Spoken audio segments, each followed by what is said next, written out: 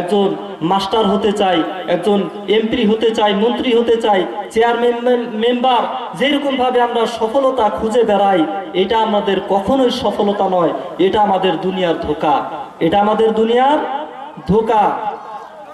এরপর আল্লাহ পাক রব্বুল আলামিন বলেন قد أفلح من زكاها وقد خاب من دساها قد أفلح من زكاها যারা নিজেকে পবিত্র করতে পেরেছে তারাই সফল কাম। যারা নিজের আত্মাটাকে, নিজের দেহটাকে, নিজের মনটাকে অন্যায়, পাপাচার, ব্যভিচার, এরকম জুলুম, নির্যাতন, এরকম বিভিন্ন ফাহশা কাজ থেকে যারা নিজেকে পবিত্র করতে পেরেছে, আল্লাহ পাক রব্বুল আলামিন বলে তারাই সফল কাম, তারাই আমি আল্লাহর কাছে সফল কাম। ওয়াকাদ খাবা মান দাসসাহা, আর যে ব্যক্তি তার অন্তরটাকে কলুষিত করলো পাপ কাজ দিয়ে, অন্যায় অবিচার দিয়ে, জুলুম নির্যাতন দিয়ে, যে ব্যক্তি তার অন্তরটাকে কলুষিত করে ফেললো, আল্লাহ পাক রব্বুল আলামিন বলেন তারাই হচ্ছে ক্ষতিগ্রস্ত।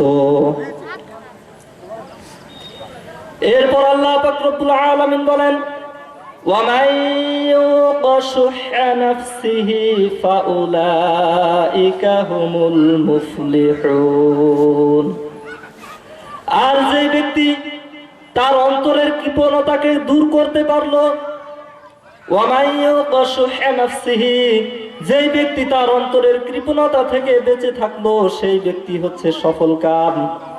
আজকে মানুষ ধন সম্পদ, টাকা পয়সা এমন ভাবে আঁকড়িয়ে ধরে যেন মৃত্যু তার কাছে আসতেই পারবে না, এমন ভাবে ধন সম্পদ, টাকা পয়সা অর্জন করতে থাকে। যদি 2 বিঘা সম্পত্তি থাকে, তার চিন্তা হলো কিভাবে 4 বিঘা করা যায়। যদি সমাজের একজন মেম্বার হয়, তার চিন্তা হলো কিভাবে একজন চেয়ারম্যান হওয়া যায়, চেয়ারম্যান সাহেবের চিন্তা কিভাবে এমপি হওয়া যায়, এমপি সাহেবের চিন্তা কিভাবে মন্ত্রী হওয়া যায়। এরকম ভাবে এক একজন শুধু উপরের দিকে যাইতে চেষ্টা করে।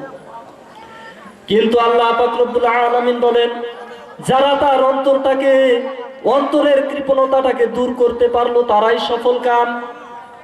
আবার আল্লাহ পাক রব্বুল আলামিন সূরা আলে ইমরানের 85 নম্বর আয়াতে বলেন ফামান যুহজিহা আনিন নারি ওয়া উদখিলাল জান্নাহ فمن زحزح عن النار وأدخل الجنة فقد فاز, যে ব্যক্তি জাহান্নামের আগুন থেকে মুক্তি পেল, আমার যে বান্দাটা জাহান্নামের আগুন থেকে মুক্তি পেল এবং জান্নাতে প্রবেশ করতে পারবে, সেই সফল কাম। তাহলে কে সফল কাম? যে ব্যক্তি কাল কিয়ামতের দিন জাহান্নামের আগুন থেকে মুক্তি পেয়ে জান্নাতে যেতে পারবে, আল্লাহ বলতেছে আমার সেই বান্দাটাই সফল কাম। তাহলে আজকে আমরা কেন সফল কাম হতে চাই না? সফল কাম কোথায় খুঁজি? আমরা সফল কাম খুঁজি, সফলতা খুঁজি একজন মাস্টার হতে পারলে, একজন মেম্বার হতে পারলে, একজন চেয়ারম্যান হতে পারলে, এমপি মন্ত্রী হতে পারলে আমরা সেইখানে সফল কাম খুঁজি, আমরা সফলতা খুঁজি। কোথায় ধন সম্পদ, টাকা পয়সা উপার্জন করতে পারি, সেইখানে আমরা সফলতা খুঁজি। কিন্তু আল্লাহ পাক রব্বুল আলামিন বললেন যে এইখানে তোমরা কেউ সফল কাম হতে পারবে না, কারণ এটা হচ্ছে দুনিয়ার ধোঁকা, দুনিয়ার টাকা পয়সা, ধন দৌলত, এটা তোমাদেরকে পরকাল থেকে পরকাল বিমুখ করে রাখতেছে, এটা তোমাদেরকে গাফেল করে রাখতেছে, ধোঁকা দিয়ে রাখতেছে। এই ধোঁকা খাওয়ার আরেকটা কারণ হচ্ছে আমাদের বাচ্চারা যখন ছোট থাকে, তখন আমরা যখন জিজ্ঞেস করি যে বাবা তুমি বড় হয়ে কি হতে চাও, আমরা সন্তানকে জিজ্ঞাসা করি বাবা তুমি বড় হয়ে কি হতে চাও, তখন সন্তানটা যদি উত্তর দেয় যে আমি বড় হয়ে একজন মাস্টার হতে চাই, বা আমি বড় হয়ে একজন বড় আলিম হতে চাই, তখন আমরা গার্জিয়ানরা কি বলি যে না বাবা তুমি বলো যে আমি বড় হয়ে একজন বড় এমপি, আমি বড় হয়ে একজন বড় মানে পুলিশের বা পুলিশ হতে চাই, আমি একজন র্যাব হতে চাই, আর্মি হতে চাই, এরকম সরকারি যে কোনো চাকরি পেতে চাই, তুমি এরকম কথাটা বলো।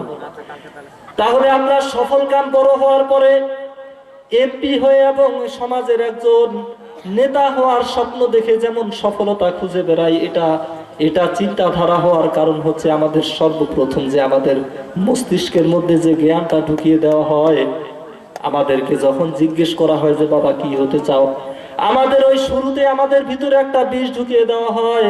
কারণ আমাদেরকে যদি সেই সময় আমাদের গার্জিয়ান, আমাদের বাবা মা, আমাদের বড় ভাই তারা যদি আমাদেরকে বলতো যে হে আমার ভাই, হে আমার কলিজার টুকরা সন্তান, যে তুমি আল্লাহর কাছে দোয়া করি তুমি যেন একজন বড় আলেম হতে পারো, তুমি যেন একজন মুমিন খাঁটি মুত্তাকি বান্দা হতে পারো, এইরকম যদি দোয়াটা আমরা করতে পারতাম তাহলে আমরা সফলতা, এইরকম জমিদার টাকা পয়সা ধন দৌলত এখানে আমরা সফলতা খুঁজতাম না। অবশ্যই আমরা সফলতা খুঁজতাম যে অবশ্যই আমরা যদি খাঁটি মুমিন বান্দা হতে পারি, আল্লাহর খাস বান্দা হতে পারি, তাহলে আমরা সফলতা পাবো। সেইখানে আমরা সফলতা খুঁজতাম। তাহলে আমরা সফলতা খুঁজি কোথায়? যে টাকা পয়সা ধন দৌলত এবং জমিদারি বাড়ি গাড়ি এগুলাতে আমরা সফলতা খুঁজি। এটার কারণ হচ্ছে আমরা যখন ছোট ছিলাম সেই সময় যে আমাদেরকে সফলতার গান শোনানো হয়েছিল, সেই অনুযায়ী আমরা বড় হয়ে সফলতা খুঁজি। আল্লাহ পাক রব্বুল আলামিন সূরা মুমিনুনের 1 থেকে 11 নম্বর আয়াত পর্যন্ত মুমিনের 7টি গুণ প্রকাশ করেছেন। কয়টা গুণের কথা বর্ণনা করা হয়েছে? 7টি গুণের কথা। এই 7টা গুণ অনুযায়ী যদি কোনো ব্যক্তি তার জীবনটাকে গড়তে পারে, আল্লাহ পাক রব্বুল আলামিন বলেন তারা হচ্ছে জান্নাতুল ফিরদাউসের অধিকারী। তারা কি হবে? জান্নাতুল ফিরদাউসের অধিকারী। বলা হচ্ছে কদ আফলাহাল মুমিনুন। কদ আফলাহ এটা মাঝি করিবের সিগা, নিকটবর্তী অতীতকালের সিগা, যেটার অর্থ দিবে যে অচিরে সে সফল কাম হয়ে গেছে। কি হয়ে যাবে? সফল কাম হয়ে যাবে। আফলাহা, ফাল্লাহ মানে কৃষক, আফলাহা মানে কি? ফাল্লাহ মানে কৃষক। কৃষক কি করে? জমি চাষ করে। জমি চাষ করার পর যে জমিটা ফাটিয়ে সে কি করে?